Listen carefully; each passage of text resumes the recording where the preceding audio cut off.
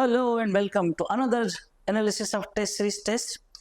तो test series जो हमारी चल रही है उसका टेस्ट 8 ये आज आपने अटेम्प्ट किया है। इसमें जो बॉटनी का सिलेबस था वो मॉलिक्यूलर बेसिस ऑफ इनहेरिटेंस और माइक्रोब्स इन ह्यूमन वेलफेयर। तो दोस्तों इसमें एक मॉलिक्यूलर बेसिस ऑफ इनहेरिटेंस वो तो थोड़ा सा एक अपने आप में अच्छा चैप्टर है ही।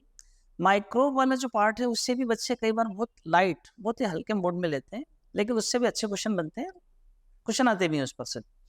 तो ये दोनों टॉपिक हैं, इसका एनालिसिस रहेगा। ये टेस्ट नंबर 8 है। एक एक करके क्वेश्चन स्टार्ट करते हैं। सबसे पहले first of all question number 101 क्या बोल रहा है वो, DNA double helix model is proposed based on x reflection data produced by. तो ये सिंपल क्वेश्चन है कि जो वाटसन एंड क्रिक ने मॉडल प्रपोज किया था उसमें फ्रेडरिक मिक्सचर ये तो पस सेल से नॉन न्यूक्लिक एसिड की खोज की थी, न्यूक्लियर नाम दिया था, इनका कोई रोल नहीं है इसमें। देन चारगाफ का बेस पेयरिंग का रोल है, उनका भी इसमें कंट्रीब्यूशन था वाटसन क्रिक के मॉडल में।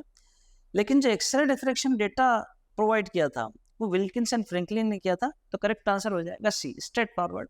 101 102 102 A DNA molecule contain 20,000 base pairs. How many nucleotide will present in it? तो एक डीएनए का कोई मॉलिक्यूल है उसके अंदर 20,000 बेस पेयर हैं, कितने न्यूक्लियोटाइड उसमें मिल जाएंगे? एक सिंपल सी बात है, ये बोल रहे हैं 20,000 बेस पेयर। 20,000 बेस पेयर की बात कर रहे हैं, पेयर मतलब जोड़ा। तो अगर 20,000 बेस पेयर हैं तो इसके अंदर जोड़े में मतलब 40,000 यानी इसके दुगने 40,000 बेस पेयर से 40,000 न्यूक्लियोटाइड रहेंगे। क्योंकि एक न्यूक्लियोटाइड मतलब उसके अंदर नाइट्रोजन बेस भी आ जाएगा, पेट्रो शुगर भी आ जाएगा, फास्फोरिक एसिड भी आ जाएगा।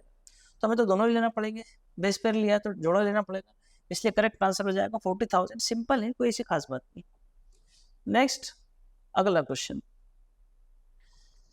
A short length of DNA molecule contains 120 adenine and 120 cytosine bases. The total number of nucleotides in DNA fragment is, कितने न्यूक्लियोटाइड डीएनए में मिलेंगे हमें? ठीक है, तो सिंपल सी बात है, वो बोल रहे हैं कि 120 एडेनिन है। तो एडेनिन कितने हैं इसमें? 120। और साइटोसिन का बता रहे हैं वो कितने हैं? 120। इतने इतने यानी एडेनिन नाम का जो बेस है वो 120 है, साइटोसिन वो भी 120 है। The total number of nucleotide, ये न्यूक्लियोटाइड जो बनेगा उसके अंदर बेस काम आएगा। तो उस डीएनए के टुकड़े में कितने टोटल न्यूक्लियोटाइड होंगे? तो जितने एडेनिन होंगे उतने ही थाइमिन होंगे यानी वही 120। जितने साइटोसिन होंगे उतने ही ग्वानिन भी होंगे यानी वही 120। तो 120 120 ये 120 120 ये, तो 12 4 जा 48 यानी 480 480 480 न्यूक्लियोटाइड्स उस डीएनए के फ्रेगमेंट में देखने को मिलेंगे। नेक्स्ट अगला, ये ऐसे सिंपल छोटे छोटे न्यूमेरिकल टाइप क्वेश्चन आते रहते हैं।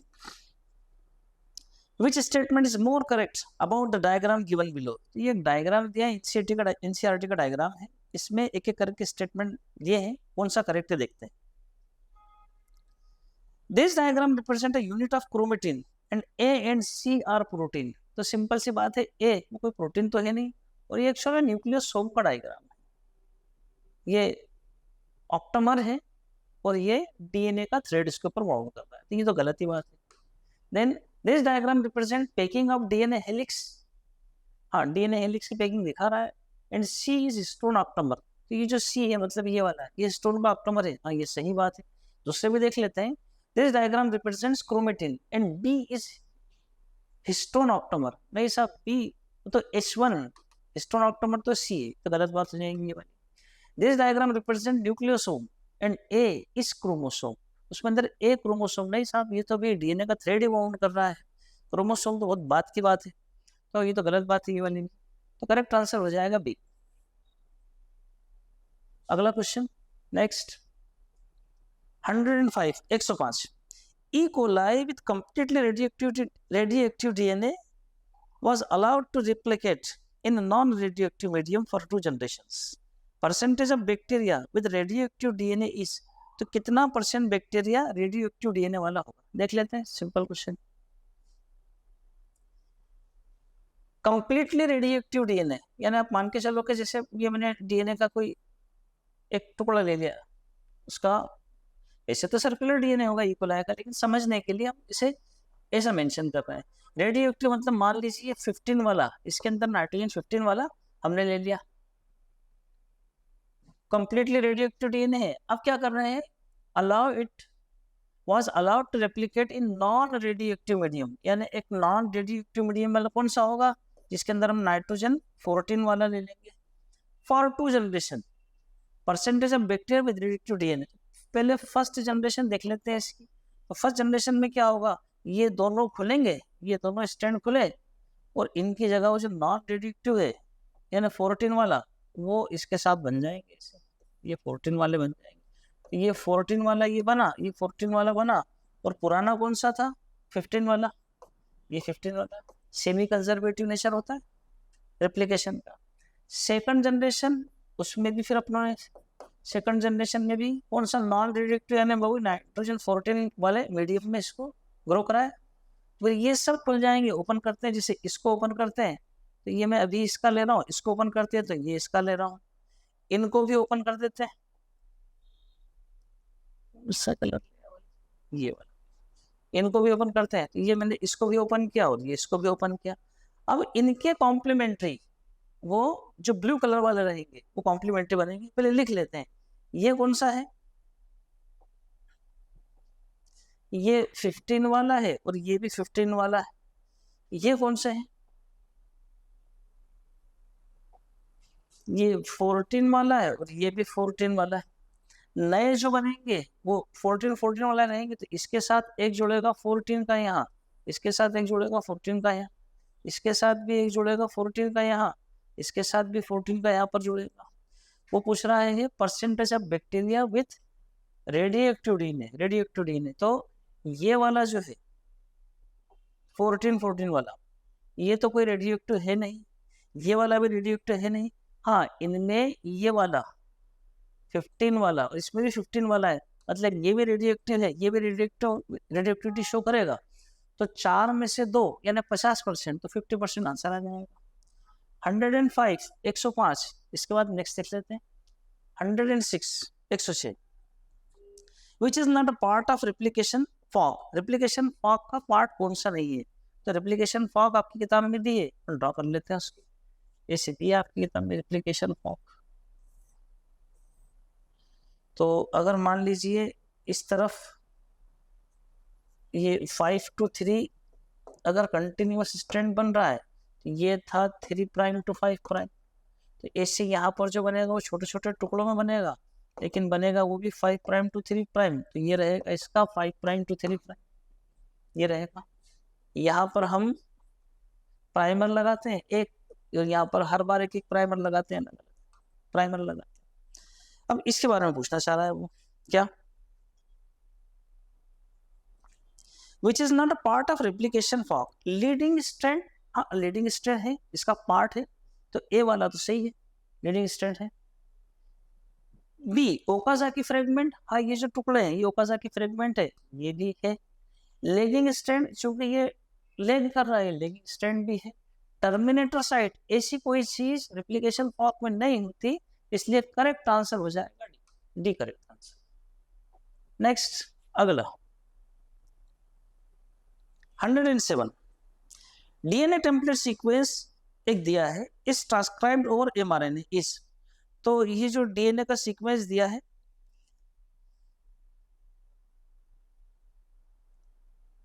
टेम्पलेट का सीक्वेंस दिया है, करते हैं अपन इसको। ये टेम्पलेट का सीक्वेंस दिया है उसने, वो बोल रहा है कि इस पर एमआरएनए का सीक्वेंस क्या रहेगा। तो एक अच्छा तरीका ये है कि जब टेम्पलेट का सीक्वेंस हमें दिया हो तो फिर हम उसका जो कोडिंग सीक्वेंस है उसे पहले प्राप्त करना चाहिए। तो कोडिंग सीक्वेंस कैसा रहेगा, इसका उल्टा, यानी सी की जगह यहाँ पर आ जाएगा जी, टी की जगह आ जाएगा ए, यू की जगह यहाँ पर आ जाएगा, सॉरी जी, उसकी जगह सी आ जाएगा।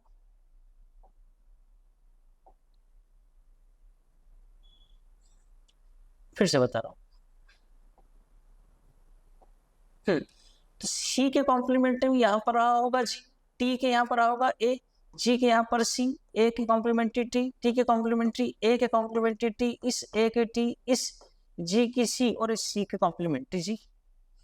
तो ऊपर वाला अगर ये वाला टेम्पलेट स्ट्रैंड है तो फिर ये वाला कोडिंग स्ट्रैंड हो जाएगा, और कोडिंग स्ट्रैंड जैसा ही हमें mRNA मिलता है। तो कोडिंग स्ट्रैंड जैसे जिससे क्या मतलब है, जी के साथ यहाँ जी ही मिलेगा, यहाँ ए ही मिलेगा, यहाँ सी ही मिलेगा, टी की जगह यहाँ पर यू हो जाएगा, ए की जगह ए ही रहेगा, फिर टी की जगह यू, फिर इस टी की जगह यू, फिर सी की जगह सी और जी की जगह जी। ये सीक्वेंस जिसमें मिलेगा वो मेरे mRNA का सीक्वेंस रहेगा।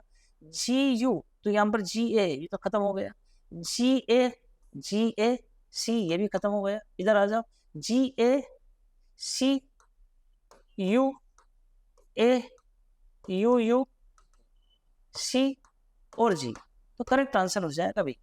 तो ऑलवेज इसका अच्छा तरीका यही है कि अगर आपको टेम्पलेट स्टैंड दिया है तो फिर आप कोडिंग स्टैंड उससे डेवलप करो, और कोडिंग स्टैंड जैसा सिमिलर टू कोडिंग स्टैंड वैसे ही mRNA बनेगा। बस अंतर ये रहेगा कि जहां जहां टी होगा हमारे डीएनए के कोडिंग स्टैंड में, वहां वहां हम क्या कर देंगे, यू कर देंगे। नेक्स्ट अगला,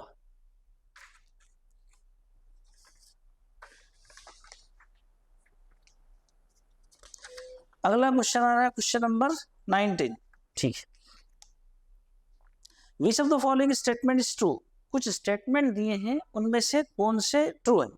पहले वाला बोल रहा है depending on the type of raw material used for fermentation and the type of processing different types of alcoholic drinks और ऑब्टेन्ड।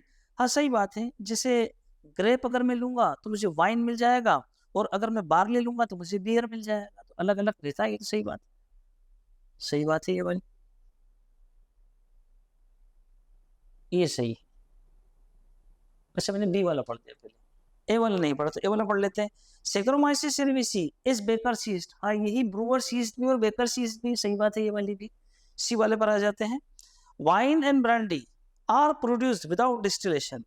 नहीं साहब, वाइन तो मिल जाएगा बगैर डिस्टिलेशन का, लेकिन ब्रांडी नहीं मिल पाएगा। इसमें ब्रांडी वाली बात गलत है, इसलिए ये वाला स्टेटमेंट गलत हो जाएगा। D whisky and rum are produced by distillation of fermented broth. सही बात है ये तो सही है कि विस्की और रम ये डिस्टिलेशन से मिलेंगे हमें। तो करेक्ट आंसर कौन सा हो जाएगा, ए बी और D. Correct answer A B D are true, D answer आ जाएगा। 119 इसके बाद अगला क्वेश्चन आ रहा है 120। Match the column type question है। मैच द फॉलोइंग कॉलम्स, इन कॉलम को मैच करते हैं, देखते हैं। एस्परजिलस नाइगर ये सिट्रिक एसिड के लिए है, एसिटोबैक्टर एसिटाई ये एसिटिक एसिड के लिए है, क्लॉस्ट्रिडियम ब्यूटाइलिकम ये ब्यूटेरिक एसिड के लिए है, और लैक्टोबैसिलस ये लैक्टिक एसिड के लिए। यानी ए में मुझे मिलना चाहिए सेकंड, तो ए में सेकंड तो इसी जगह पर है, ठीक है। बी में मुझे मिलना चाहिए थर्ड, बी में थर्ड भी मिल रहा है। सी में मुझे मिलना चाहिए फोर्थ, लेकिन यहाँ सी में फर्स्ट है। और डी में मुझे मिलना चाहिए फर्स्ट, लेकिन यहाँ पर फोर्थ है, तो ये गलत है, ये भी गलत है। ऊपर वाला तो गलत ही, क्योंकि ए में ही सेकंड नहीं है, तो ए भी गलत है। डी वाला यहाँ से गलत हो गया, सी वाला ए में सेकंड नहीं है, यहाँ से गलत है। नन ऑफ दिस, कोई सा भी सही नहीं है, तो करेक्ट आंसर हो जाएगा डी। नेक्स्ट 121, 121 की बात करना है Baban. State which of the following is true for biological treatment. Biological treatment में कुछ स्टेटमेंट दिए, उनमें से कौन सा ट्रू है, देखते हैं, एक एक करके बात करते हैं। स्टेटमेंट बेस्ड क्वेश्चन की बाहर है, एग्जाम में भी बाहर है, और ये प्रैक्टिस सेशन में भी काफी मिलेंगे आपको। The effluent after secondary treatment of sewage is passed into large aeration tank. नहीं साहब, वो सेकेंडरी ट्रीटमेंट के बाद तो फिर या तो टर्शरी ट्रीटमेंट करेंगे या इसे हम वाटर बॉडी में डालेंगे, एरेशन टैंक में नहीं भेजेंगे, तो गलत बात है, पहले वाली बात गलत है। सेकंड वाला बोल रहा है वो this allows vigorous growth of useful aerobic microbes into floc. हाँ ये सही बात है, वो यूजफुल एरोबिक माइक्रोब को फ्लॉक में बदल देगा, जिसके अंदर मेश लाइक जाल लाइक स्ट्रक्चर फंजाई बनाएंगे, उसमें यहाँ वहाँ बैक्टीरिया इंटेंगल्ड हो जाएंगे, सही बात है ये तो। While growing these microbes consume the major part of organic matter in the effluent। हाँ ये मेजर पार्ट को कंज्यूम कर लेंगे, उसे डिग्रेड कर देंगे, सही बात है। डी बोल रहा है this significantly increase the BOD of the effluent। नहीं, ऐसा करने से बीओडी कम होगा, ऐसा करने से बीओडी इंक्रीज नहीं होगा बल्कि कम होगा, तो ये वाली बात तो गलत लिख दी है उसने। तो उसने पूछा क्या था कि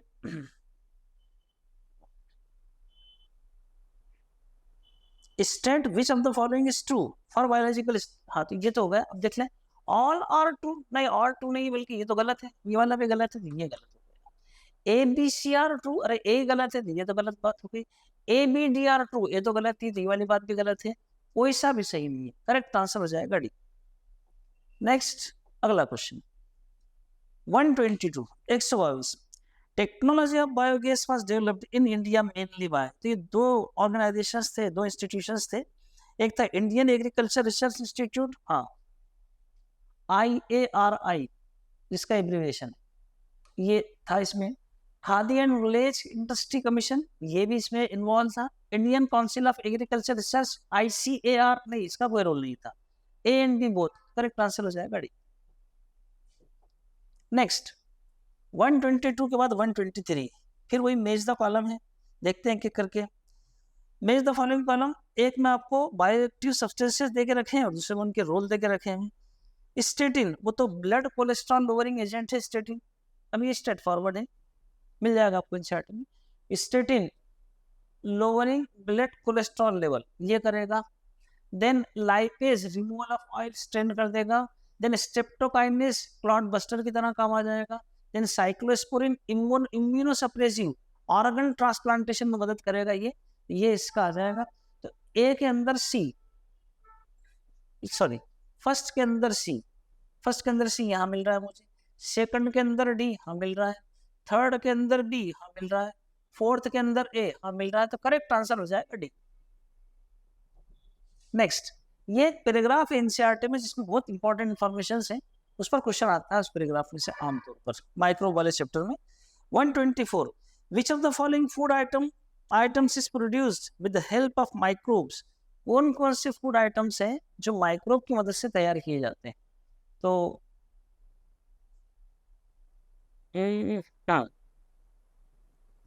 समथिंग ठीक लगता है अपन तो एक तो माइक्रोब की मदद से इडली तैयार किया जाएगा, बी डोसा भी तैयार किया जाएगा माइक्रोब की मदद से ही, टॉडिंग ये भी माइक्रोब की मदद से किया जाएगा, चीज इसे में भी माइक्रोब लगेंगे, तो ए बी सी और डी सब लगेंगे।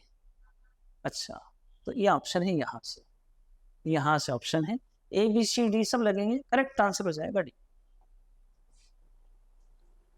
124 इसके बाद 125 the masses of bacteria held together by slime and fungal filaments to form mesh like structures called flock की definition ही करेक्ट आंसर हो जाएगा बी।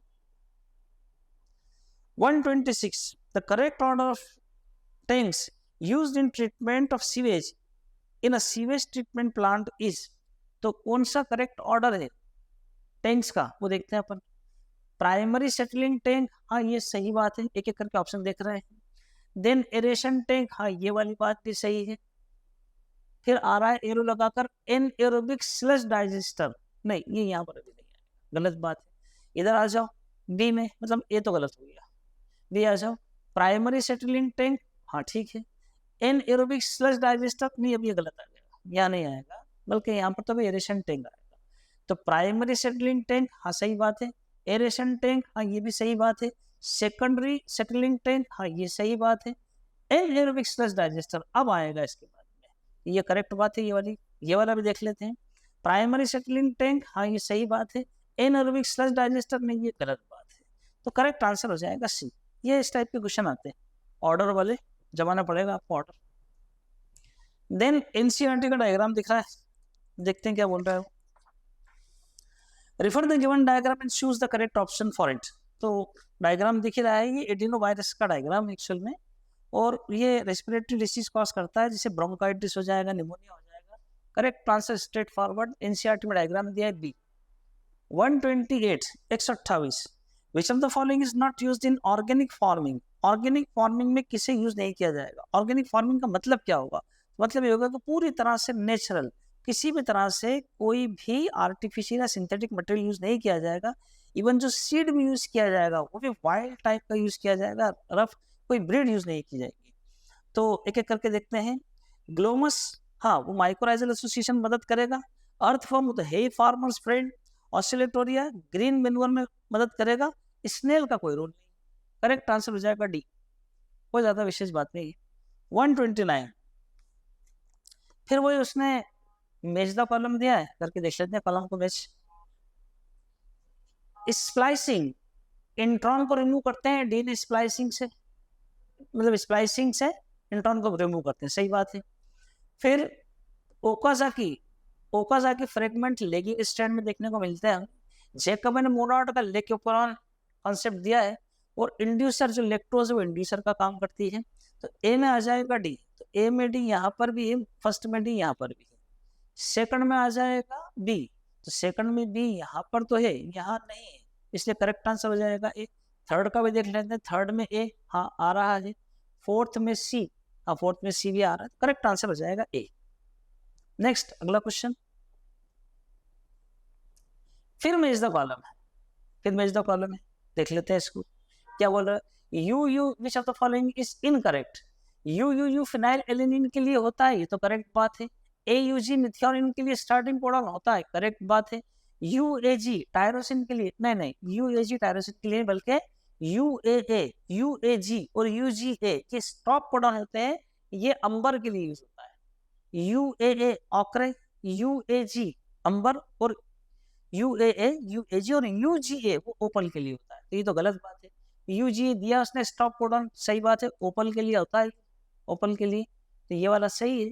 सी वाला विच of the following is incorrect, तो कौन सा इनकरेक्ट हो रहा है, सी इनकरेक्ट हो रहा है, PND BCD none, correct answer हो जाएगा डी। 130,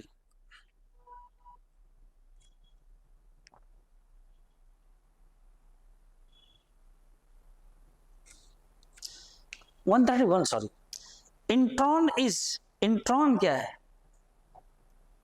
इंट्रॉन क्या है, फंक्शनल सीक्वेंस नहीं साहब। इंट्रॉन अगर फंक्शनल होता तो स्प्लाइसिंग करके काटकर थोड़ी फेंकते उसको, तो ये गलत बात है, ये तो गलत है। नॉन कोडिंग सीक्वेंस, हाँ नॉन कोडिंग सीक्वेंस जब भी स्प्लाइसिंग करना पड़ा है हमको। Character of prokaryotic genome, prokaryote में ये वाला काम होता ही नहीं इंट्रॉन एग्जाम का।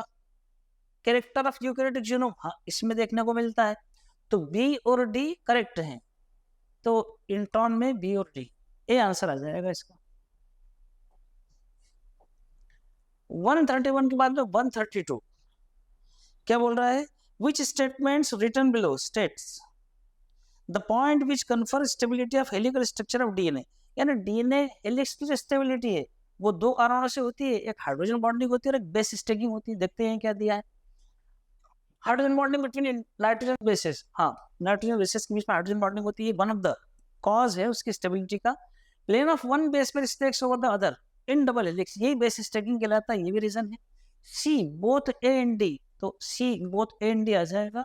Hydronium bonding between base pair से गलत ही बात है, करेक्ट आंसर आ जाएगा सी। 132 के बाद में 133 133 एजर्शनिज्म फिर आ गया।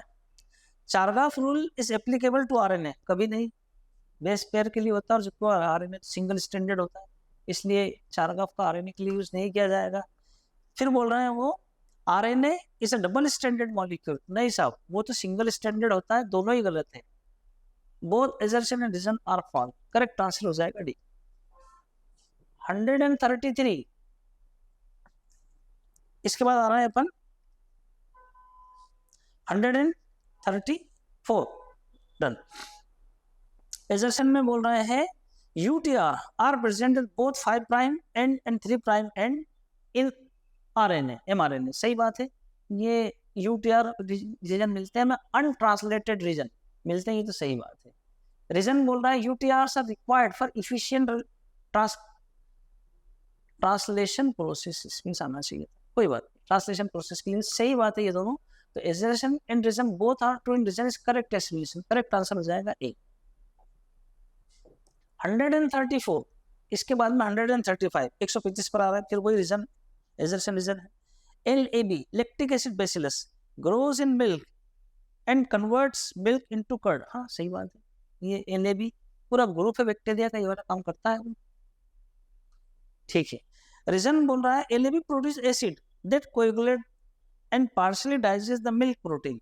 एक्चुअली मिल्क एक इमल्शन है जिसमें ऑयल या फैट बोल दीजिए, फैट और वाटर, इनको प्रोटीन बाइंड करके रखता है, इमल्शन बना कर रखता है।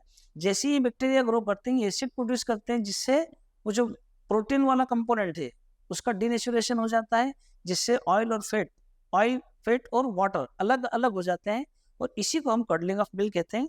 सही बात है। तो इसी से होता है। एजर्शन रीजन दोनों ट्रू है और करेक्ट एक्सप्लेनेशन भी। 135 के बाद 136 नेक्स्ट। फिर वही एक डायग्राम दिया है आपको एनसीईआरटी का, इन्हें आइडेंटिफाई करना है, कर लेते हैं 1 मिनट में। तो ए वाला वो तो अपने को पता ही, बैक्टीरियोफेज का डायग्राम है, मिलेगा आपको किताब के अंदर। बी वाला अभी अपनों ने पढ़ा था एडिनो वायरस का, और सी वाला टोबैको मोज़ेक वायरस का है। तो बैक्टीरियोफेज, एडिनो वायरस और tobacco mosaic virus. Correct answer हो जाएगा डी। 130 के बाद 137। आपकी जिम्मेदारी है कि जितने भी डायग्राम हैं एनसीईआरटी में, उन सब गो थ्रू दीज डायग्राम्स, उन सारे डायग्राम्स को आपको अच्छे से उसकी लेवलिंग सब कुछ देखना चाहिए। जैसे डायग्राम बेस्ड क्वेश्चन आते हैं। 137, read the given statements A to D stating true or false and select the correct option। तो ऑप्शन चुनना है। ए में बोल रहा है antibiotics. Antibiotics are the chemical substances which are produced by some microbe and can kill or retard the growth of other microbe। तो true बात है, करता है एंटीबायोटिक, यही तो होता है, ये ट्रू है ए वाला। बी में बोल रहा है फ्लॉक्स और masses of bacteria associated with fungal filament. अभी बताया था, सही बात है, ये वाली ट्रू बात है। मेश लाइक स्ट्रक्चर बनाता है fungus. Raising of crop through the use of chemical fertiliser is organic farming. नहीं, ऑर्गेनिक फार्मिंग के अंदर तो केमिकल का नाम मत लेना, खत्म मत। इंटीग्रेटेड पेस्ट मैनेजमेंट यानी IPM refers to integration of tactics for control of single pest on 1 or more crops. हाँ, ये सही बात है, ये ट्रू है। तो TTF ये फॉल्स है, TTFT। तो TTFT मुझे सी में दिख रहा है, करेक्ट आंसर हो जाएगा सी। 137 के बाद 138, read the following statement, select the option which is true for them. कुछ ऑप्शन दिए, स्टेटमेंट दिया है dragon flies are useful to get rid of aphids. नहीं साहब, वो तो मॉस्किटो के लिए होता है, अफाइट के लिए नहीं होता। ये तो गलत बात है, स्टेटमेंट गलत। स्टेटमेंट सेकंड में दिया, मतलब the majority of the bacteriovirus used as bio control agents are in the genus nucleopolyhedrovirus. ये सही बात। तो statement, only statement B is correct, correct answer हो जाएगा बी। 138 में बी के बाद 139 में आ रहा है puffed up appearance of duff is due to production of carbon dioxide। Straightforward, correct answer A। 140, what does VNTR means with respect to satellite dish? Variable number of tandem repeat। Correct answer C, straightforward। 141, फिर वही match the column आया है, देख लेते हैं। ए gene I वो repressor protein बनाता है। बी जेड जीन, वो मतलब सीक्वेंस होता है ZYA। इसे नहीं लिखना चाहिए, स्मॉल लेटर के साथ लिखना चाहिए, ZYA। तो ये Z है और Y है, ये A। Z बीटा गैलेक्टोसिडेस के लिए और Y लेक परमियस के लिए और A ट्रांस एसिटाइलेस के लिए। तो Z के लिए बीटा गैलेक्टोसिडेस के लिए ये रहा, और Y ट्रांस एसिटाइलेस के लिए रहा, ये रहा। जीन A परमियस के लिए रहा, कुछ गड़बड़ है, फिर से देखते हैं। हाँ, ये तो ठीक है, यहीं से आ रहा है अपन।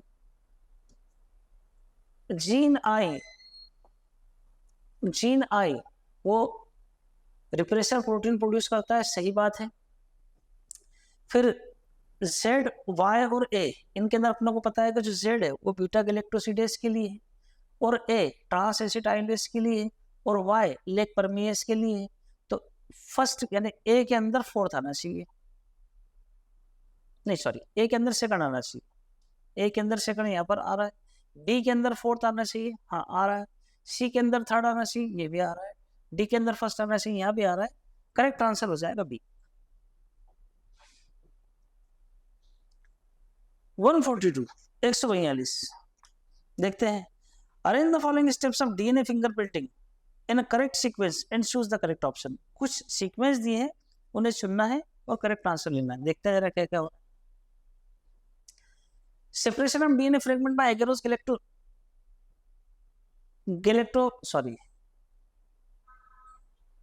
इलेक्ट्रोफोरेसिस होता है वो, एगेरोस जेल, अच्छा यहाँ स्पेस नहीं है, जेल इलेक्ट्रोफोरेसिस से, हाँ ये एक स्टेप है तो सही। Hybridisation using label VNTR probe, ये तो बहुत बाद में होगा। Digestion of DNA by restriction endonuclease, ये वाला भी काम चलेगा। आइसोलेशन ऑफ डीएनए, तो सबसे पहले चरण में हम डीएनए का आइसोलेशन करेंगे, फिर आइसोलेशन करने के बाद में रिस्ट्रिक्शन एंडोन्यूक्लियस से उसका डाइजेशन कराएंगे, तो सेकंड नंबर पर ये होगा। थर्ड नंबर पर वो जो डीएनए के फ्रेगमेंट है उन्हें जेल इलेक्ट्रोफोरेसिस से अलग अलग करेंगे, ये थर्ड नंबर पर होगा। और फोर्थ में उसमें जो आर्टिफिशियल प्रोब हमने डेवलप करके रखे हैं उनसे हाइब्रिडाइजेशन करने का मतलब फोर्थ ये होगा। तो DCAB,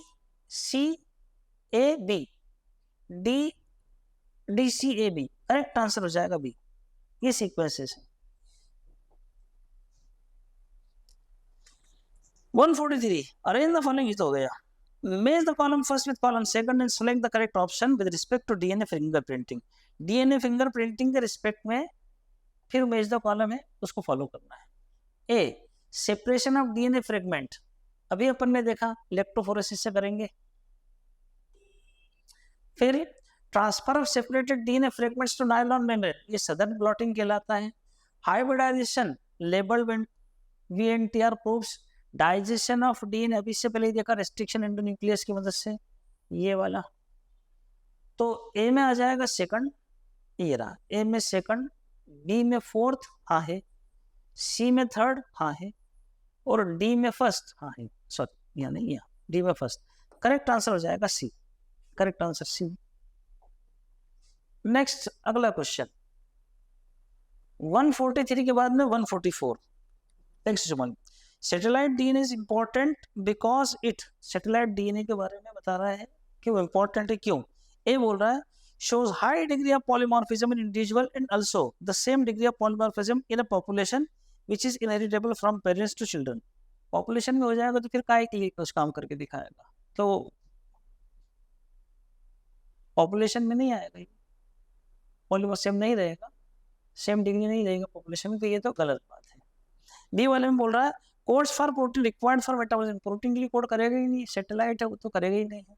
सी में बोल रहा है does not code for protein and is same in all members of population, अगर सेम हो जाएगा तो फिर हम करेंगे कैसे फिंगरप्रिंटिंग और दूसरे काम कैसे करेंगे, सेम नहीं होगा। डी बोल रहा है shows high degree of polymorphism in population and also the same degree of polymorphism in individual which is inheritable from parents to progeny। ऊपर वाले स्टेटमेंट से यानी ए वाले और डी वाले में थोड़ा फर्क है, देखना पड़ेगा आपको। ऊपर वाले में उसने पॉपुलेशन में सेम बता दिया, इससे फिर हम कर ही नहीं पाएंगे कुछ भी, इंडिविजुअल में वेरी करेगा। तो show high degree of polymorphism in population, population में हाई डिग्री पॉलीमॉर्फिज्म शो करेगा, and also the same degree of polymorphism in individual which is inheritable from parent to children. तो एक इंडिविजुअल के अंदर same रहेगा और पॉपुलेशन में अलग अलग रहेगा। करेक्ट आंसर हो जाएगा डी 144। इसके बाद 145 145 देखते हैं क्या बोल रहा है। वो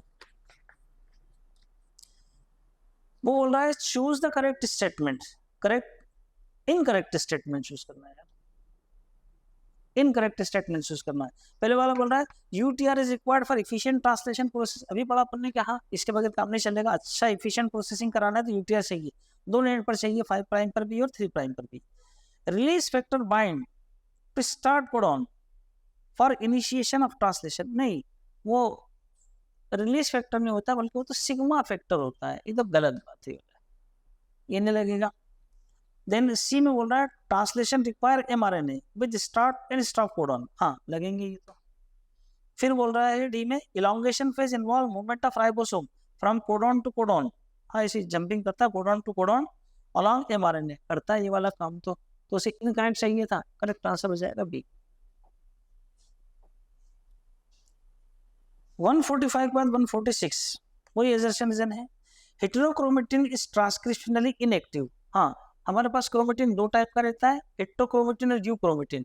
जो हेटेरोक्रोमेटिन है वो ट्रांसक्रिप्शनली इनएक्टिव होता है, जबकि यूक्रोमेटिन ट्रांसक्रिप्शनली एक्टिव होता है।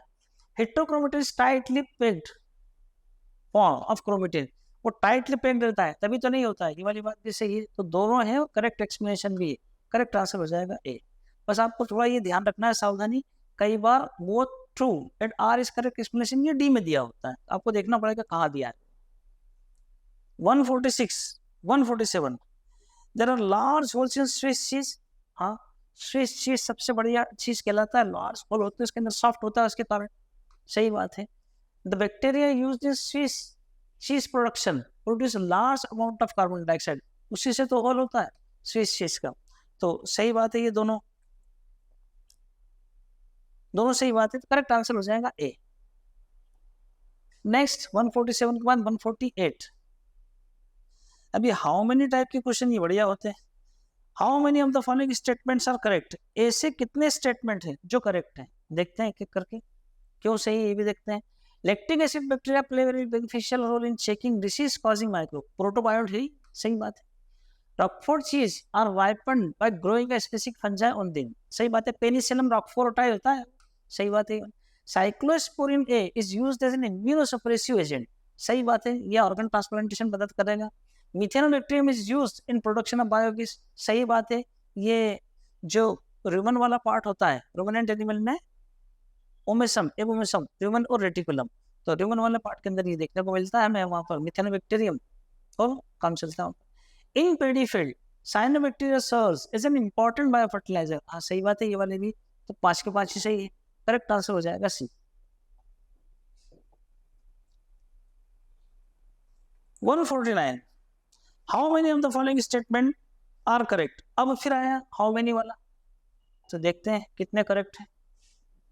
Lake operon can also be under control of positive regulation, हाँ हो सकता है, ये वाला पॉजिटिव कंट्रोलेशन भी हो सकता है। Human genome is said to have approximately 3 × 10⁹ base pair होते हैं, ये भी सही बात है। EST एक्सप्रेस सीक्वेंस टेक्स, ये ह्यूमन जीनोम प्रोजेक्ट में दोनों चीजें हमने की थी, EST एक्सप्रेस सीक्वेंस टेक्स और सीक्वेंस इन नोटेशन, तो ये होता है EST। Polymorphism variation at genetic level arise due to mutation, ये कहाँ से उसका, सही बात है। Currently many different probes are used to generate DNA fingerprint में, हाँ सही बात है, ये वाले भी।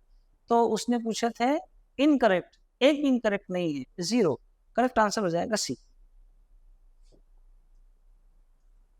149 के बाद 150, देखो क्या बोल रहा है 150, पढ़ता हूं मैं इधर से।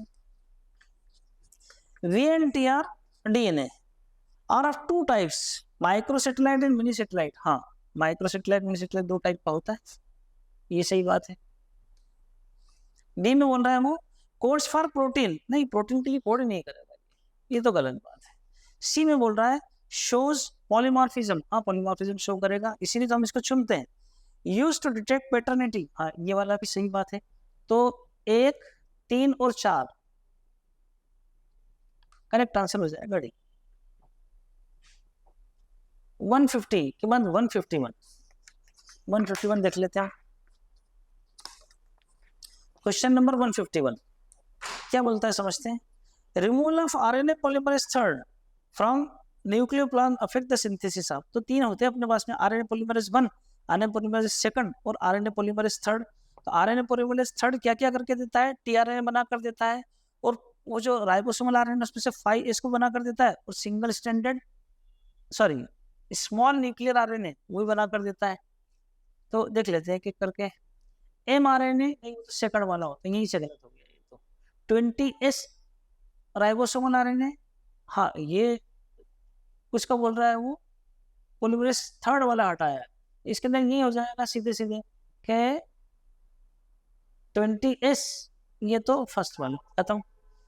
3rd वाले के अंदर tRNA बना कर देता है, हाँ 5S राइबोसोमल RNA जो बन नहीं बनाता वो करके देता है, और स्मॉल न्यूक्लियर RNA करके देता है, करेक्ट आंसर हो जाएगा सी। इसको भी देख लेते हैं, tRNA यही कर देते हैं यहाँ पर, ये वाला, तो करेक्ट आंसर हो जाएगा सी।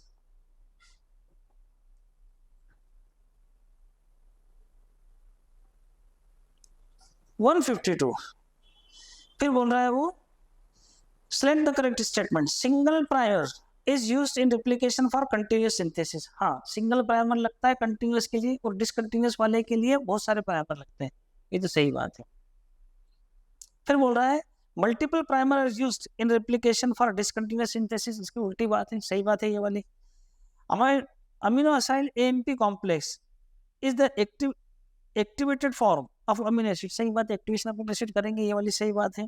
D, for addition of 10 amino acids in a growing polypeptide chain 10 ATP are used. नहीं साहब, यहाँ एटीपी यूज नहीं होगी, बल्कि वो जो सबस्ट्रेट होता है उसके डुअल काम होते हैं। एक सॉरी, वो जो आपका राइबोन्यूक्लियोसाइड ट्राइफॉस्फेट जो आप लेते हो, उसके डुअल फीचर दो काम करके देता हूँ। एक तरफ से सबस्ट्रेट की तरह बिहेव करता है, दूसरी तरफ से एनर्जी का अरेंजमेंट भी वही करता है। तो एटीपी एटीपी गलत बात है, ये वाली बात गलत है।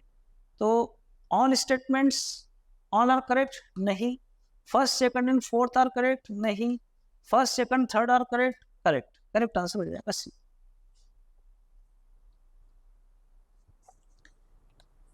अब 187 पर आ गए। ये सारे क्वेश्चन जूलॉजी के हैं, तो 187 वाला फिर बॉटनी का मिल जाएगा। क्या बोल रहा है समझ लेते हैं इसको 187 से।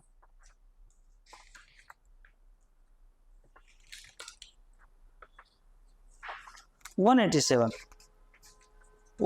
में बोल रहे हैं how many statements are correct from the list given below. एक लिस्ट दी आपको, उनमें से कितने स्टेटमेंट करेक्ट है। DNA is the first genetic material. नहीं साहब, फर्स्ट जेनेटिक मटेरियल तो नेचर ने चूज किया था, वो आरएनए था। ये वाली बात तो गलत है। सेकंड में बोल रहा है RNA used to act as genetic material as well as catalyst in some organism. हाँ, राइबोजाइम की तरह एक्ट करता है, सही बात है ये। जैसे 23 और 20S राइबोसोमल आरएनए, वो राइबोजाइम की तरह काम करता है, पेप्टाइड ट्रांसफरेंस होता है। DNA has evolved from RNA with chemical modifications that make it more stable. हाँ साहब, डीएनए आरएनए से ही इवॉल्व हुआ है। उसमें क्या क्या है, हमने जो यूरेसिल था, जो कि बहुत रिएक्टिव बेस था, उसे थायमिन से बदल दिया। साथ में जो पेंटोज शुगर थी, उसमें से भी 2 प्राइम पोजीशन पर वो हमने जो OH हुआ करता था आरएनए के केस में, वहां पर उसे OH से H में बदल दिया, जिससे वो OH एक रिएक्टिव फंक्शनल ग्रुप है, उससे और स्टेबल। जो डीऑक्सीराइबोज शुगर है वो ज्यादा स्टेबल। तो ये सही बात है ये वाली तो। फिर बोल रहा है the essential life process such as metabolism, translation, splicing evolve around RNA. सही बात है, स्प्लाइसियोसोम उसके अंदर स्मॉल न्यूक्लियर आरएनए लगता ही है, तो स्प्लाइसिंग में भी काम आएगा, मेटाबॉलिज्म में भी काम आ रहा है, एंजाइम की तरह एक्ट कर रहा है, ट्रांसलेशन के प्रोसेस में भी काम करता है। तो ये वाली बात भी सही है। तो कितने सही हो गए, 3 करेक्ट आंसर हो जाएगा अभी। देन क्वेश्चन नंबर 188 188 देख लेते हैं। Read the given below statements. फिर स्टेटमेंट दिख रहे हैं और आपसे पूछ रहे हैं, पहले रीड तो करें और चूज इनकरेक्ट। इनमें से हमें इनकरेक्ट चुनना है।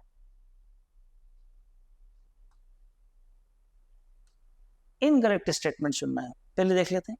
DNA dependent RNA polymerase catalyse the polymerisation in only one direction, that is 5 prime to 3 prime. अरे डीएनए डिपेंडेंट हो, डीएनए आरएनए पॉलीमरेज या डीएनए दोनों को दोनों इसी डायरेक्शन में करते हैं, 5 प्राइम टू 3 प्राइम। सही बात है ये। In eukaryote the replication of DNA takes place at M phase of cell cycle. नहीं साहब, एम फेज में नहीं बोलते, तो एस फेज में होता है, ये गलत बात हो जाएगी। The DNA dependent DNA polymerase can initiate the process of replication। नहीं भाई, ये इनिशिएट नहीं कर सकते, इसे प्राइमर की रिक्वायरमेंट होती है, ये गलत बात है।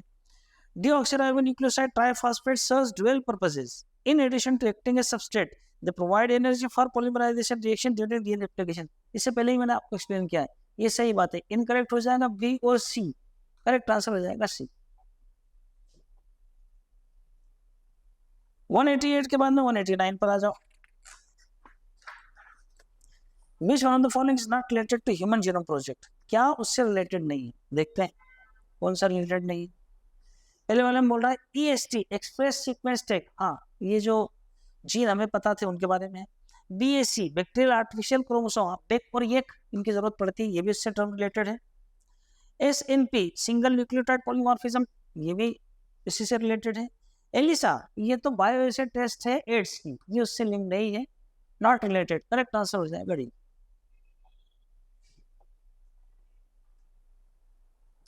वन 190, ये एक डायग्राम दिया है एनसीईआरटी का। Given diagram represent the compound of a transcription unit, select transcription unit, select the correct answer regarding bacterial transcription. तो खास बात ये है कि हमें इसमें बैक्टीरियल ट्रांसक्रिप्शन के रिगार्डिंग हम लोग को देखना है इसको। तो ये आपके पास में दिए एक यूनिट समझ लेते हैं इसको।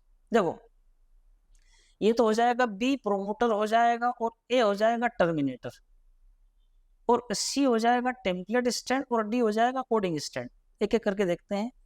ए वाले ऑप्शन में ए वो बोल रहा है terminator rho factor bind with RNA polymerase 1। तो ये जो ए है ये टर्मिनेटर फैक्टर तो है, लेकिन बाइंड विद आरएनए पॉलीमरेज 1।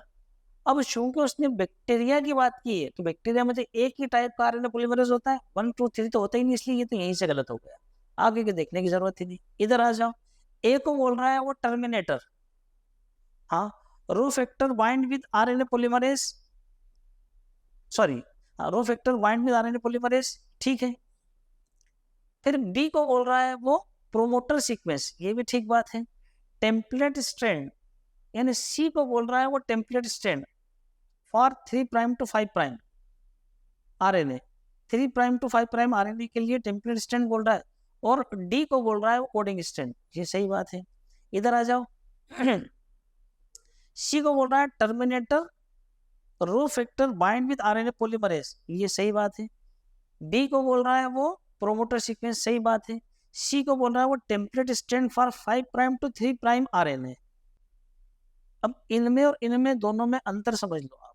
यहाँ पर दिया उसने 3 प्राइम टू 5 प्राइम आरएनए के लिए, और यहाँ पर दे रहा है 5 प्राइम टू 3 प्राइम, तो बनेगा किस डायरेक्शन में? 5 प्राइम टू 3 प्राइम भी बनेगा, तो ये वाला सही हो जाएगा, और ये कोडिंग के लिए करेक्ट आंसर हो जाएगा सी। ये एनसीईआरटी का डायग्राम है, ये प्रोमोटर है यानी ए, सॉरी इसमें बी, अब आपको ऐसे ही चला रहा है, यहाँ ए इसको दिया उसने, बी उसको दिया, तो आपको यहाँ ध्यान देना पड़ेगा कि ये वाला जो बी है ये प्रोमोटर है, ए टर्मिनेटर है, सी ये टेम्पलेट है, और डी कोडिंग स्ट्रैंड है। बस इसमें खास आपको ध्यान रखना है, बैक्टीरिया के लिए पूछा है, यानी फिर आरएनए पॉलीमरेज 1 2 3 नहीं आएंगे, बल्कि आरएनए पॉलीमरेज ही आएगा डायरेक्ट। इसमें और इसमें अंतर करते आना चाहिए, करेक्ट आंसर हो जाएगा सी। नेक्स्ट वाला भी देख लें इसमें अपन, ये भी देख लेते हैं। टर्मिनेटर वाइड में फिर कोई बड़ा आ गया, इसलिए ही गड़बड़ हो जाएगी। तो करेक्ट आंसर हो गया अपना सी 191। DNA present in a nucleosome would be, if DNA present in a nucleosome would be 600 base pair long, then what would be the number of nucleosome present in a mammalian cell? करते हैं इसको, simple question. बोल रहा है कि if DNA present in nucleosome में जो DNA present है वो 600 बेस पेयर का हो, what will be the number of nucleosome, यानी कितने न्यूक्लियोसोम मिलेंगे इन a mammalian cell। तो टिपिकल मेमेलियन सेल के अंदर कितने बेस पेयर होते हैं? 6.6 इंटू 10⁹ बेस पेयर होते हैं उस सेल के अंदर, ठीक है। वो बोल रहा है 600 बेस पेयर का अगर एक न्यूक्लियोसोम है तो इतने में कितने मिलेंगे? यूनिटरी मेथड करते हैं, 600 बेस पेयर उसका अगर एक न्यूक्लियोसोम होता है, यूनिटरी मेथड एक के लिए कितना आएगा? 1 डिवाइडेड बाय 600। तो फिर इतने के लिए चाहिए मुझे 6.6 इंटू 10⁹ के लिए, तो ये वाला कैलकुलेशन मैं यहाँ करके दिखा रहा हूँ, 1/600 इंटू 6.6 इंटू 10⁹, कोई खास बात नहीं। 6 की टेबल पढ़ देंगे, 6 1 जा 6, यहाँ भी पढ़ देंगे 1.1, ये ऊपर जाएंगे तो ये 10⁻⁻2 ये ऊपर जाएगा, तो ये हो जाएगा 1.1 इंटू 10⁻7। तो 1.1 इंटू 10⁻7 कहीं दिख रहा है क्या? 3.3 ये वाला तो नहीं है, फिर 33 ये वाला भी नहीं है, 11 इंटू 10⁻6 दिख रहा है। तो कोई बात नहीं, इस पॉइंट को यहाँ से हटाओ और इसे 6 से बदल दो, तो हो जाएगा 11 इंटू 10⁻6। करेक्ट आंसर आ रहा है ये वाला, क्योंकि 1.1 के साथ तो ये तो थोड़ी सी यहाँ सावधानी रखना पड़ेगी, छोटा मोटा मैथमेटिकल कैलकुलेशन आपको यहाँ पर अप्लाई करना पड़ेगा। करेक्ट आंसर हो जाएगा सी। 191 के बाद में 192 देखें, 192 के बारे में क्या बोल रहा है। The unequivocal proof that DNA genetic material came from the experiment Hershey Chase का था, टी2 बैक्टीरियोफेज के साथ किया था, ब्लेंडर एक्सपेरिमेंट किया था। Correct answer A, straightforward. 193 the in chromatin are seen as beads on string structure when viewed under electron microscope. तो simple एक एक करके उसमें रख के देखते जाओ। ए वाला ऑप्शन रख रहा हूं मैं, the nucleosome in chromatin is seen, सही बात है, यही वाली। न्यूक्लियोइड वो तो genetic material, loop genetic material होता है प्रोकैरियोट का। न्यूक्लियोटाइड वो तो आपका जो मोनोमर है डीएनए का वो होता है। तो करेक्ट आंसर आ जाएगा ए, न्यूक्लियोसोम। 193 के बाद 194, वो स्ट्रेट फॉरवर्ड था, ज्यादा समझाने की जरूरत नहीं थी। The microbial bio control agent that can be introduced to control butterfly caterpillar is bacillus thuringiensis, BT के नाम से जाना जाता है। करेक्ट आंसर बी हो जाएगा। 195 एजर्सन रीजन है, देखते हैं जरा क्या बोल रहा है, यहीं से पढ़ता हूँ। Bottle fruit juice bought from the market are clean are clearer as compared to those made at home। सही बात है, घर पर अगर हम जूस बनाते हो थोड़ा गदला, थोड़ा सा टर्बिड टाइप का होता है, और जबकि बाजार से जो एपी वगैरह जूस लेकर आते हैं वो एकदम क्लियर दिखते हैं। ये तो सही बात है। रीजन में बोल रहा है bottle juice are clarified by the use of pectinase and proteases. हाँ, तो वो जो भी मटेरियल उसके अंदर आया है उसे डिजोल्व कर देंगे, पेक्टिनेज की मदद से पेक्टिन डिजोल्व हो जाएगा, प्रोटीनेज की मदद से प्रोटीन डिजोल्व हो जाएगा और क्लियर दिखने को मिलेगा। सही बात है, तो दोनों सही है और ट्रू एक्सप्लेनेशन भी। करेक्ट आंसर हो जाएगा ए। 195, इसके बाद में आ रहे हैं अपन 196 पर। एजोस्पाइरलम और Azotobacter enriching the nitrogen content of the soil. हाँ, ये फ्री लिविंग नाइट्रोजन फिक्सर्स हैं, ये नाइट्रोजन कंटेंट को सॉइल की मिट्टी के बढ़ाते हैं। एजर्शन सही बात है। रीजन में बोल रहा है they are free living nitrogen fixer in soil, नहीं बताया मैंने आपको। सही बात है, दोनों करेक्ट है और ट्रू है, और रीजन करेक्ट एक्सप्लेनेशन भी हो जाएगा। करेक्ट आंसर ए। 196 के बाद में 197, वो aeration a small part of activated sludge is pumped back into aeration tank. हाँ, करते हैं, इनोकुलेशन करते हैं, तो एक छोटा सा पार्ट उसमें एरेशन टैंक में वापस भेजते हैं हम, ताकि नया जो प्राइमरी इफ्लुएंट आ रहा है उस पर प्रोसेस कर सके हैं।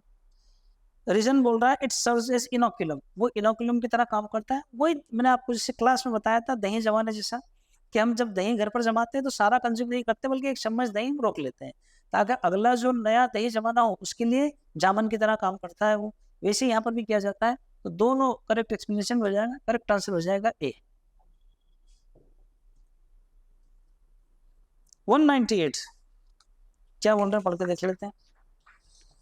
How many of the following beverages are not related to yeast? कौन कौन से yeast से related नहीं है, इन्हें कौन कौन से yeast का fermentation नहीं होगा।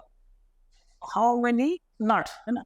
वाइन है, बियर है, मिल्क नहीं है, विस्की है, ब्रांडी है, रम है, हनी नहीं।